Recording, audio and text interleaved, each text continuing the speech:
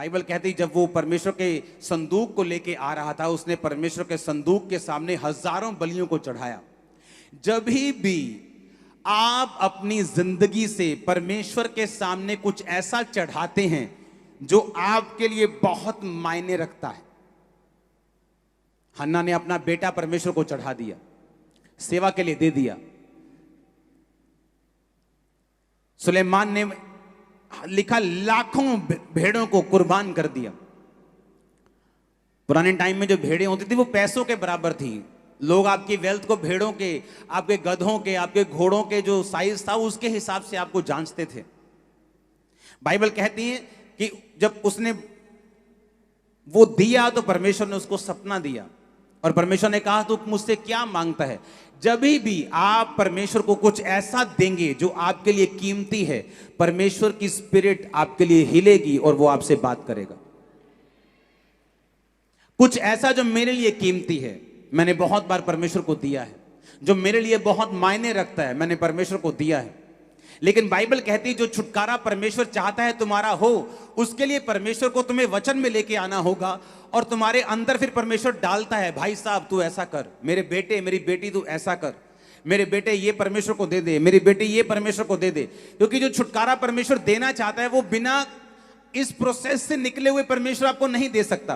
क्योंकि वचन में लिखा हुआ है जब तू बोएगा मैं तुझको हिलाकर डुलाकर, लेडीज आटा मांगते ने पड़ोसी से कई बार, भैन जी दइयो एक, हाँ साडा आटा मुक्का तुम देने वापस, वो ऐसे उठाती है आटा ऐसा करके देती है। परमेश्वर कहता है तूने तो ऐसे करके दिया है, जब मैं तुमको दूंगा तो मैं से दबा दबा कर दूंगा, मैं तुम्हें ज्यादा वापस करूंगा।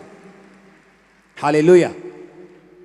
अगर परमेश्वर ने मुझको छुटकारा देना है, पहले वो मुझसे बात करता है कि तुझे ये काम करना है, तुझे इतनी प्रार्थना बढ़ानी है, तुझे पवित्रताई के लेवल को बढ़ाना है, तुझे ये काम करना है, तुझे इतना पैसा बोना है, तुझे ये अपनी ये चीज परमेश्वर को दे दे, ये वाली कार परमेश्वर को दे दे। बहुत बार मेरे साथ ऐसा हुआ। उससे क्या होता है कि जब मेरी एक कीमती चीज परमेश्वर को मैं चढ़ाता हूं, परमेश्वर देखता है कि हाँ इसके अंदर विश्वास है। और बाइबल कहती है वो छुटकारा जो परमेश्वर हमें देना चाहता है हमारी लाइफ के अंदर एंटर कर जाता है। और ये बिब्लिकल है, ये परमेश्वर का प्लान है, ये परमेश्वर की व्यवस्था है जो उसने हमारे लिए की है कि जितना छुटकारा परमेश्वर हमें देता है वो उसी व्यवस्था के बीच में देता है, उससे बाहर नहीं। अगर अमेरिका की सहूलतें चाहिए तो वहीं का ग्रीन कार्ड चलना चलेगा। अगर अगर अगर यूके की सहूलतें चाहिए तो वहीं का आपको परमानेंट रेजिडेंस चाहिए। अगर आपको जिस देश की आपको सहूलतें चाहिए, उस देश का जो आपको चाहिए, आपको उस देश के रेजिडेंट होना पड़ेगा। उसी तरह अगर परमेश्वर का छुटकारा चाहिए तो आपको वचन के बीच से आना पड़ेगा और उस व्यवस्था से आना पड़ेगा जो परमेश्वर ने आपके लिए तैयार की है। कितने मेरी बातों को समझ रहे हैं? अब मैंने एक बात अपनी लाइफ में नोटिस की है, जितने लोगों की स्पिरिट बोने वाली होती, देने वाली होती, वो हमेशा दूसरे लोगों से जल्दी छुटकारा पाते हैं। मैंने नोटिस किया। कंजूस क्रिश्चियंस भी होते हैं, वो चर्च भी जाते हैं लेकिन कंजूस, किसी की हेल्प करनी हो कंजूस। आप इसकी स्पिरिट देखो, वो स्पिरिट कहां से ली इसने? वो स्पिरिट ली पहला इतिहास 29 उसकी 3 से 5 आयत अपने बाप दाऊद से उसने वो स्पिरिट को हासिल किया था। दाऊद कहता फिर मेरा मन अपने परमेश्वर के भवन में लगा है, इस कारण जो मैंने पवित्र भवन के लिए इकट्ठा किया है उस सब से अधिक मैं अपना निज धन भी जो सोना चांदी के रूप में मेरे पास है अपने परमेश्वर के भवन के लिए दे देता हूं। अर्थात 3000 ओपीर के कार सोना, 7000 की कार ताई हुई चांदी मैं ये भवन के लिए दे देता हूं। पहला इतिहास 29 उसकी 3 से 4 और 5 आयत, 4 आयत को मैं दोबारा पढ़ूंगा। उसने कहा 3000 की कार सोना और 7000 की कार ताई हुई चांदी। 110 टन सोना 240 टन चांदी बनती है ये। हालेलुया। कितने टन सोना बनता है? एक 10 ग्राम सोना 50,000 के करीब है। हाँ, 1 किलो सोना 50 लाख का हो गया। इमेजिन करो 110 टन सोना।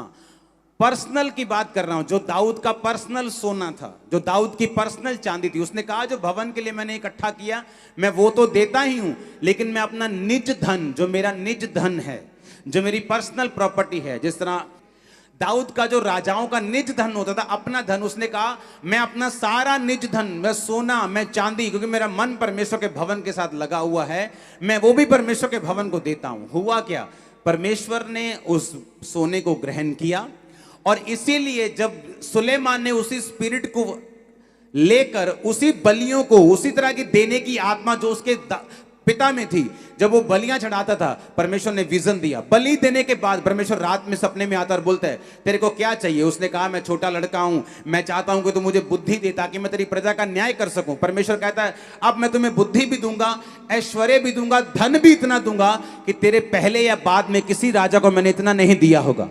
कारण क्या, क्योंकि जो दाऊद ने बोया उससे पहले इतिहास में ऐसा बड़ा बीज कभी भी बोया नहीं गया था। किसी ने भी इतना बड़ा बीज इतिहास में नहीं बोया था जो दाऊद ने बोया।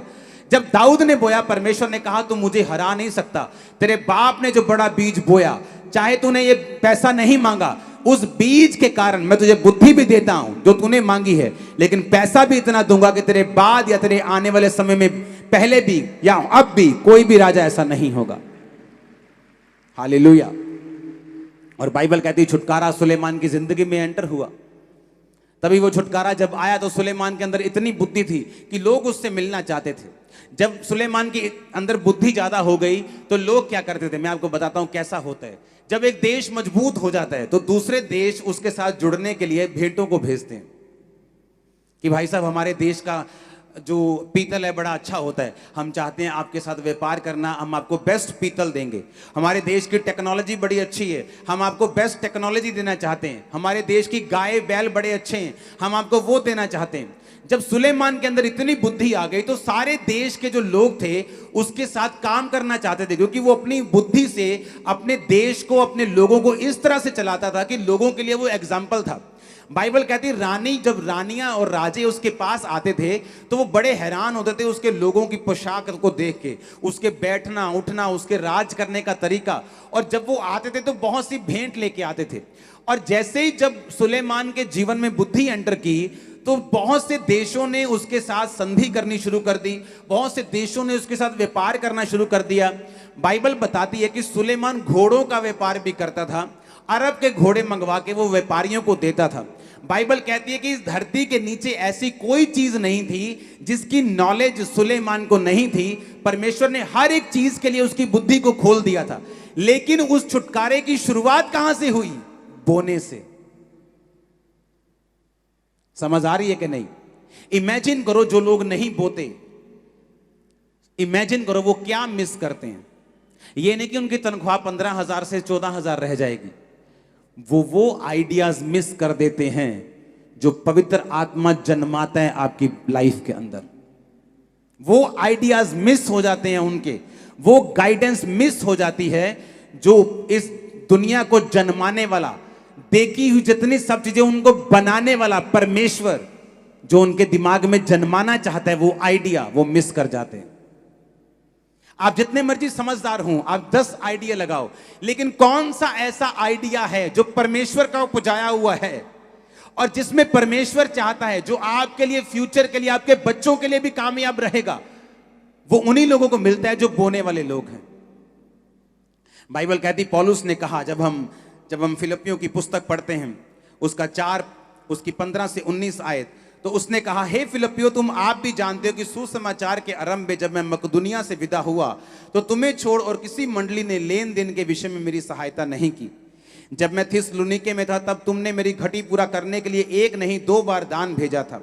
ये नहीं मैं दान चाहता हूं, परंतु ऐसा फल चाहता हूं जो तुम्हारे लाभ के लिए बढ़ता जाए। अब पौलुस कहता है, जो तुमने दान भेजा था वो मुझे नहीं चाहिए, आपका पैसा मुझे नहीं चाहिए। आप चर्च मेरे को तनख्वाह नहीं देती, या मेरी वाइफ को तनख्वाह नहीं देती।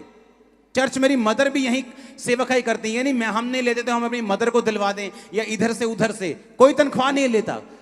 पौलुस कहता, मैं तुम्हारा पैसा नहीं लेता हूं, मैं तुम्हारा दान नहीं चाहता हूं, पर मैं ऐसा फल चाहता हूं जो तुम्हारे लाभ के लिए बढ़ता जाए।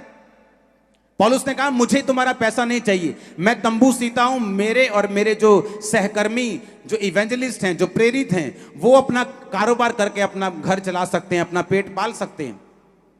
लेकिन तुम जो बोते हो, तुमने जो बोया है परमेश्वर के राज्य के लिए, 2 बार इस घटी में, जब मैं परमेश्वर के सुसमाचार में था, जब मैं मिशनरी यात्राओं के ऊपर था, जब मेरे को पैसे की जरूरत थी, तुमने बोया। कहता अब मेरा परमेश्वर 19 आयत में उस धन के अनुसार जो महिमा सहित मसीह यीशु में है, तुम्हारी हर एक घटी को पूरा करेगा। आमीन। ये सब लोगों को नहीं कहा उसने। आज हर क्रिश्चियन इस वचन का रट्टा मारकर परमेश्वर से अपनी जरूरतें पूरी कराने की कोशिश ना करे। आप क्रिश्चियन हैं, आप जादू टोना करने वाले लोग नहीं हैं कि आप एक आयत को निकालेंगे और उसको पढ़ेंगे और बोलेंगे कि मैं 10 बार पढ़ूंगा जी, मैं इसको 100 बार पढ़ूंगा तो ये आयत पूरी हो जाएगी मेरी लाइफ में। ऐसा नहीं है। उस आयत को पढ़ने से पहले, उस पवित्र कलाम को पढ़ने से पहले, उस पवित्र बानी को, वचन को पढ़ने से पहले वो कहा किन लोगों के लिए गया? वो लोगों जिन्होंने मिशनरी कामों के लिए पौलुस की सहायता की थी। उसने कहा किसी और ने मेरी सहायता नहीं की, परंतु तुम लोगों ने 1 बार नहीं 2 बार मुझे भेजा। अब मेरा परमेश्वर तुम्हारी घटियों को पूरा करेगा। मेरी ये प्रेयर है, आपके बच्चों की मैरिजेस हेवन करेगा यीशु के नाम में। मेरी ये प्रेयर है, आपके इंतजाम परमेश्वर का हेवन करेगा, हेवनली सप्लाई आपके साथ होगी। मेरी ये प्रार्थना है, आपकी किचन्स भरी रहेंगी यीशु मसीह के सामर्थ्य नाम में। आमीन। चाहिए बरकत तुम्हारी है चर्च।